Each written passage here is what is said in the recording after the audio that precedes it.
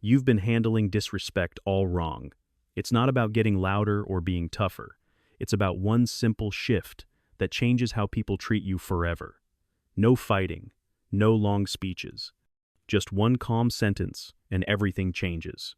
Most of us think respect comes from being understanding, from keeping the peace, from showing patience when people cross the line. That sounds mature. It feels like the high road. But here's what nobody tells you. That's exactly why the disrespect continues. Every single time someone oversteps and you smooth it over, you're sending a signal. You're teaching them that crossing your boundaries is safe. Disrespect doesn't explode out of nowhere. It creeps in slowly. A sarcastic remark, a dismissive gesture, a tone that feels off. Each time you ignore it, it gets bolder. Not because the other person is evil, but because you remained open to it. Most people don't need a lecture. They need one clear moment. A calm boundary delivered once, with zero emotion, zero debate, zero guilt. The real reason people disrespect you. Disrespect isn't random. It's learned. People test you first. A joke that stings. A comment that feels disrespectful. They're watching your response. Do you laugh awkwardly? Do you justify yourself? Do you rush to make everything comfortable? That response teaches them everything. When you respond emotionally, you show weakness. When you explain too much, you show doubt.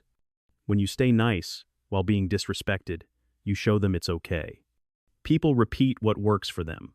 If a boundary disappears without consequence, they push again. Most people who disrespect you aren't evil. They're testing how far they can go. And emotional reactions create space for them. We think disrespect happens because we lack confidence. But the real answer is simpler. Disrespect follows access. Access to your emotions. Access to your reactions. Once someone realizes they can push you and you'll absorb it, they keep pushing. Not out of hatred, but because you trained them. The mistakes that kill your respect. When disrespect hits, it happens fast.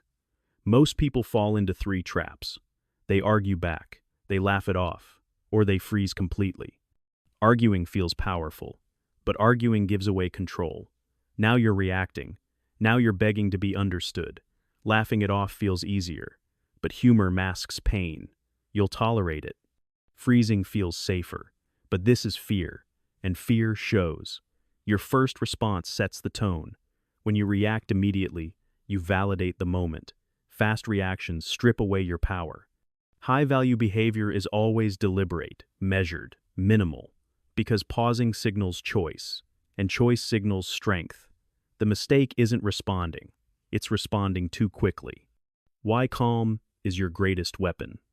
Being calm isn't being weak, it's being in control. When someone disrespects you, they expect movement, a reaction, a defense. Calm breaks that expectation completely. Calm signals confidence. Confidence signals authority. And authority never needs to raise its voice. Emotional control sends one clear signal. You don't shake me. Disrespect thrives on imbalance. If you explode, they win. If you shrink, they win. But when nothing moves, they lose their grip. Silence with purpose creates a pause, a void. And human nature rushes to fill voids. The person who stays grounded defines reality. Few words, clear limits, zero emotion attached. It feels final. Disrespectful people fear finality because it removes negotiation. The one sentence that changes everything. Here it is. Say it once, then go silent. I don't accept being spoken to like that. Nothing else. No insults, no explanations, no emotion. This sentence works because every word is precise. You're claiming your boundary, not blaming, just owning your standard. Don't accept, not don't like. Accept is absolute. It signals this is a decision. Being spoken to like that, you're calling out the behavior, not their character. This removes escalation. There's no aggression, no drama, but there's also zero weakness. You're not asking. You're not negotiating. This shifts accountability without creating conflict. Your tone matters more than volume. Say it calmly, slowly, with relaxed shoulders. No smile, no anger, no apology. say it right after they cross the line. Immediate boundaries teach faster. Then stop talking. Silence completes the power. If you explain afterward, you weaken it. The power isn't just in the words, it's in the finality. One sentence, one boundary. One decision. How they'll react. The moment after you say, it feels strange, because the power just shifted. First comes shock. They didn't expect calm resistance. Then comes backpedaling. I was just kidding.